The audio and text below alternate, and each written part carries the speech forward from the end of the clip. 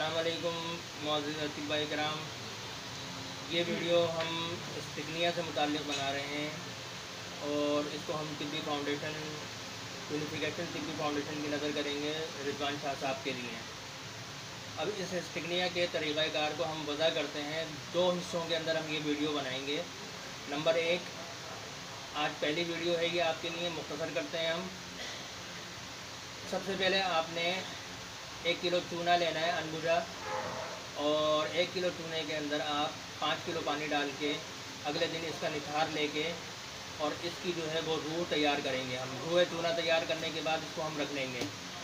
Number 2, हमने आधा kilo कुचला लेना है और कुचले के अंदर हाइड्रोजन पर ऑक्साइड को जो है वो हमने डालना है। इतना ऊपर आए पर ऑक्साइड, तकरीबन 2 इंच कुचलों से ऊपर आ जाए। ये अमल तकरीबन आपका 30 से 35 दिन लेगा। कुचले फट के बिल्कुल जो है वो भुर हो जाएंगे।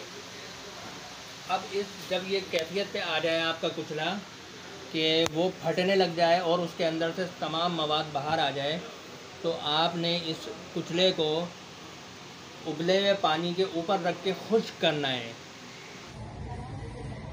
उसके बारे में हम आपको जो है वो बताते हैं। हमने आपको यहाँ तक बता दिया था कि हमने इसको खुश्क करके मवाद को स्टिकनिया के रख लिया है।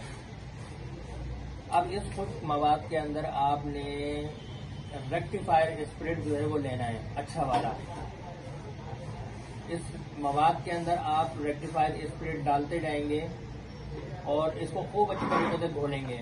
जब ये घुल जाएगा तो 4 से 5 घंटे के अंदर ये लाल रंग में तब्दील होना शुरू हो जाएगा।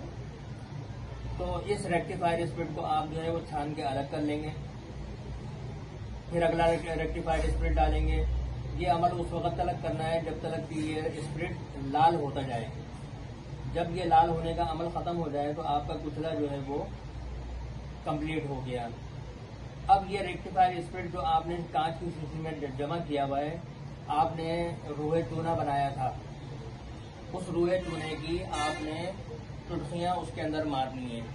जब वो चुटकियाँ आप मारेंगे तो कुछ ही देर के अंदर आपको उस रेक्टिफायर के नीचे जो है वो क्रिस्टल नुमा स्टिकनिया जो है वो नज़र आना शुरू हो जाएगा। इस तरीके से आप जो है अपने इस स्टिकनिया को जो है वो तैयार करेंगे। इंशाल्लाह नेक्स्ट टाइम हम दूसरी तो हमारे लिए दुआएं कीजिएगा। हमने आपको ईमानदारी से जो है वो रेक्टिफायर की ये तरकीब जिससे स्टिकनिया निकाला जाता है वो बता दी है। अस्सलाम वालेकुम।